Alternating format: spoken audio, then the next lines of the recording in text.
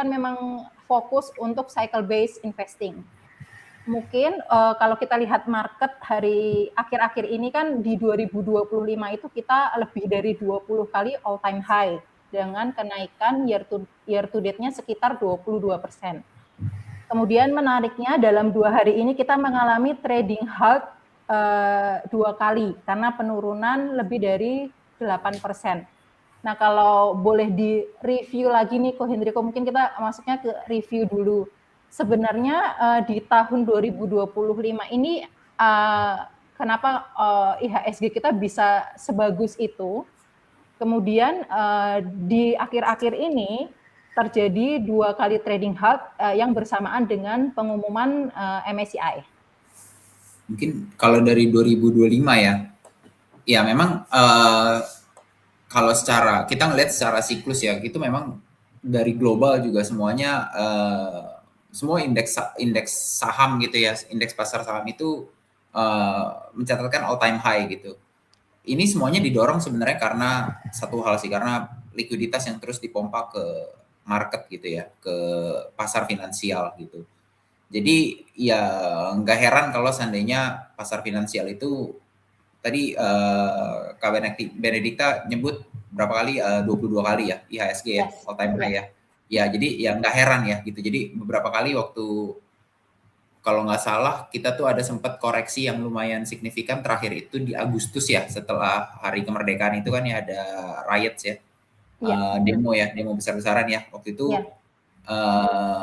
Saya sempat bilang ke beberapa teman kayaknya ini yang terakhir gitu sebelum kita rally lumayan kencang gitu, dan ya setelah kita rally itu ya udah the rest is history lah gitu. Cuman dari situ kita bisa melihat bahwa memang gimana likuiditas gitu. Pertama apa namanya trigger pertama gitu ya mungkin disadarin oleh market adalah ketika Pak Purbaya itu naruh uang 200 triliun ke Bank Himbara gitu. Itu adalah kalau teman-teman sadar itu adalah likuiditas ya, pompa likuiditas pertama yang dimasukkan ke sistem gitu. Dan kalau teman-teman sadar mungkin ekonomi itu nggak bergerak apa ya, nggak bergerak sebagus itulah gitu. Jadi makanya ketika likuiditas dipompa dan ekonomi belum sebagus itu, biasanya likuiditas itu akan lari ke pasar finansial gitu. Dan kemudian memang mungkin kalau teman-teman ingat beberapa minggu atau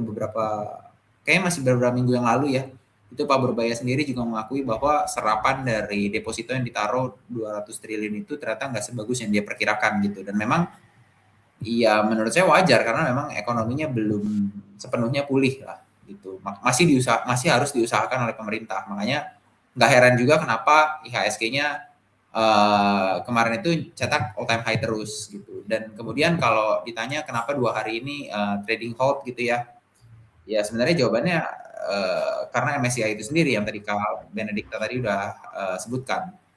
Kenapa juga apa namanya bisa terjadi apa namanya koreksi dalam karena antisipasi ya sebenarnya. Antisipasi sebenarnya kan kalau kita ngomong secara global gitu ya.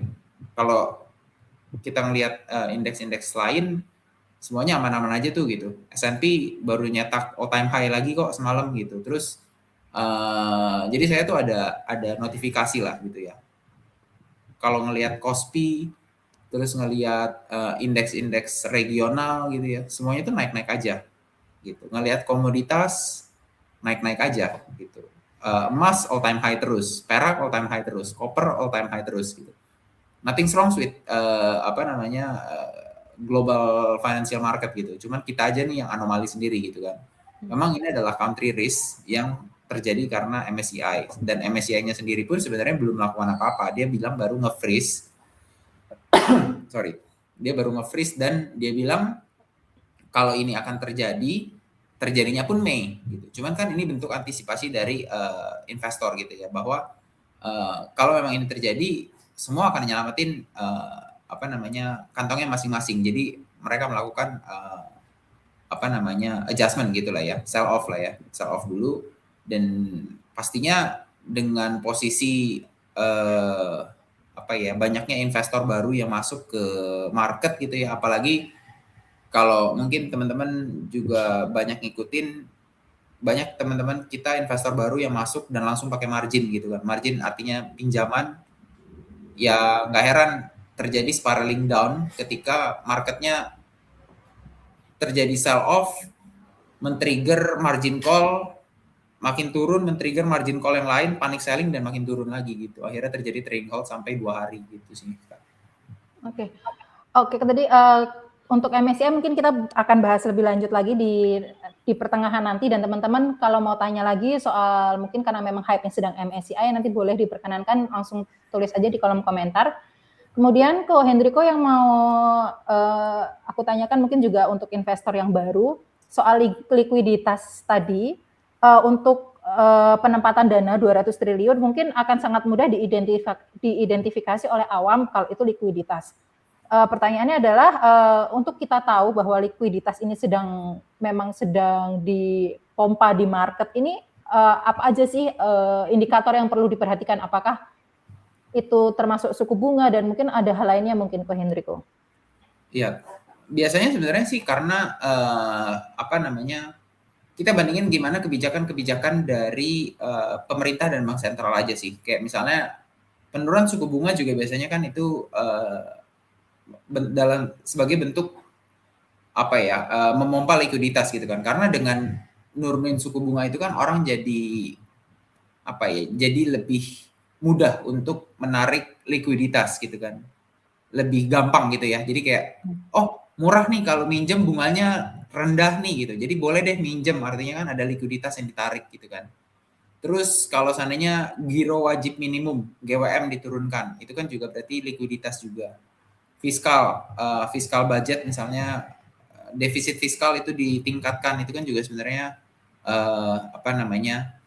bentuk penambahan likuiditas. Jadi segala sesuatu yang kelihatannya atau teman-teman mikir aja kelihatannya ini akan menambah jumlah uang yang beredar di sistem ekonomi kita, ya itu sebenarnya akan menambah likuiditas sih di sistem perekonomian kita. Dan kalau di sistem perekonomian kira-kira likuiditas itu tidak akan terserap, itu biasanya lari ke financial market. Oke, I see. Siap kok.